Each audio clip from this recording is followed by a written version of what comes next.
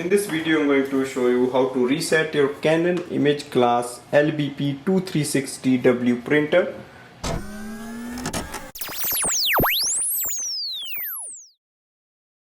Switch on the printer and go to the control panel. Click on the menu.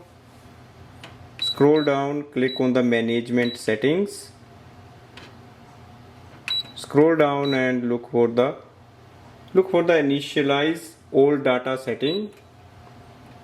Press OK. Click on the yes. So device will restart after that. So click yes. Wait for your printer to restart.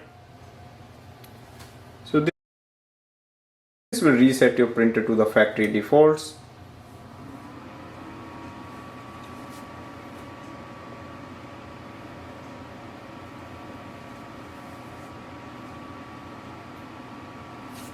Now you have to select the language and you have to set up it again.